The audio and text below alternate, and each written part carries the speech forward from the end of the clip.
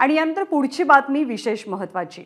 मणिपूर त्यासोबत काश्मीरमधला हिंसाचार आणि निरपराध्यांचे बळी मोदी सरकार गांभीर्याने घेत नसतील तर या हत्यांचं खापर यापुढे चंद्राबाबू नायडू आणि नितीश कुमारांवरती फुटेल अशी टीका भाजपच्या आजच्या सामनाच्या अग्रलेखातनं करण्यात आलेली आहे।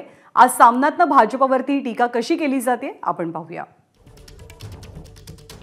काश्मीरमध्ये रक्तपात चौकडी काय करणार? मणिपूर तसंच काश्मीरातील हिंसाचार आणि निरपराध्यांचे बळी मोदी गांभीर्याने घेत नसतील तर या हत्यांचं खापर यापुढे चंद्राबाबू नायडू आणि नितीश कुमारांवरती फुटेल अशी उपरोधिक टीका सामनातनं करण्यात आली आहे। कारण मोदी तिसऱ्यांदा पंतप्रधान झाले ते या दोघांमुळेच। त्यांचा हा निर्णय देशहिताचा नाही हेच काश्मीरमधल्या अतिरेकी हल्ल्यानं दाखवून दिलंय। मोदी इकडे तिसऱ्यांदा पंतप्रधान पदाची शपथ घेत होते आणि तिकडे काश्मीरमध्ये अतिरेकी निरपराध भाविकांच्या रक्ताचे लाल गालिचे मोदी 3 साठी अंथरत होते। मोदी 1 आणि मोदी 2 मध्ये न थांबलेला काश्मीरमधला रक्तपात मोदी 3 मध्ये सुद्धा सुरूच राहील हे दाखवून दिलं जात होतं।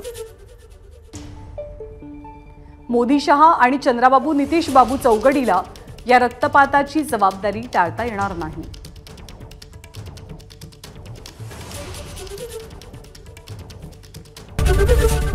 एबीपी माझा, उघडा डोळे बघा नीट।